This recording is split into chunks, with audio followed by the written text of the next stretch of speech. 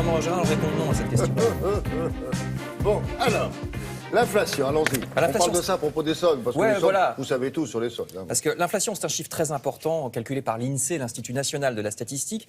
Le chiffre le plus récent, c'est le 3 janvier, 0,6, madame, monsieur. Ça veut dire qu'en un an, les prix ont augmenté de 0,6%. Le panier de la ménagère, on va voir des images de supermarché. Le panier de la ménagère qui valait 100 € il y a un an, maintenant il vaut 100 € et 60 centimes, plus 0,6%. Si. Alors qu'est-ce que c'est que le panier de la ménagère ? L'INSEE regarde l'ensemble de ce qu'on achète. Il y a tout, hein. Là vous voyez de l'alimentation, mais c'est aussi bien le prix des appareils électroniques, des appartements, des voitures, tout ce que nous achetons. Et ils font une moyenne, et en moyenne, donc c'est ce panier théorique moyen du français moyen. Et c'est comme ça qu'on nous donne ce chiffre de l'inflation. Et historiquement, c'est assez peu, hein, puisque depuis l'an 2000, nous dit le ministère de l'économie, en 17 années, le panier de la ménagère a augmenté de 30%, nous dit le ministère de l'économie. Alors c'est peu parce que dans les années 70, 30%, c'était en 2 ans seulement. Bah oui, voilà. Aujourd'hui, 30%. Et depuis l'euro, ils ont fait le calcul aussi. Alors, la question, c'est que, effectivement, tout dépend de ce à quoi vous pensez. L'inflation augmente, mais il y a aussi la question des revenus. C'est la comparaison entre les deux qui est importante.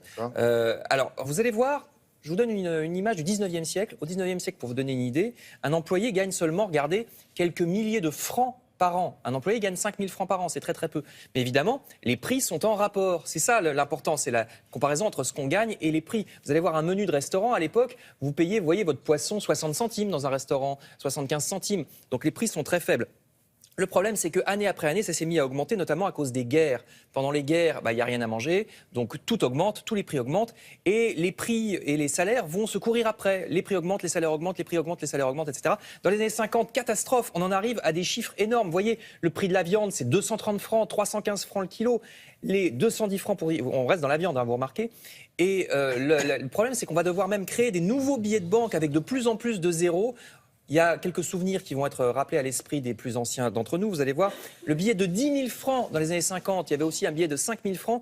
C'est pour ça qu'on va créer le nouveau franc. On va être obligé d'enlever des zéros. Le billet de 10 000 va devenir le billet de 100, le billet de 5 000 va devenir le billet de 50, parce que les billets vont devoir représenter des chiffres de plus en plus importants. Alors, la question, c'est le pouvoir d'achat. À l'époque, dans les années 50-60, ça va, parce que les salaires augmentent plus vite encore. Les salaires augmentent plus vite encore que les prix, que l'inflation.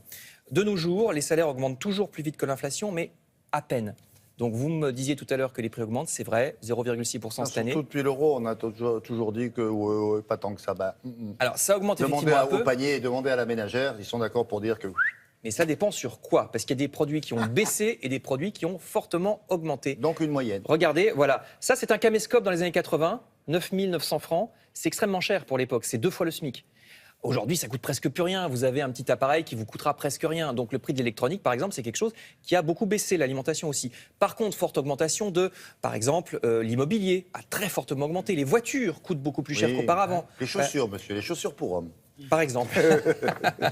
Merci de votre témoignage.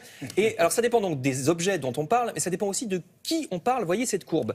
Ça dépend de si vous êtes parmi les 10% de Français les plus riches, c'est la courbe du haut, la courbe rouge.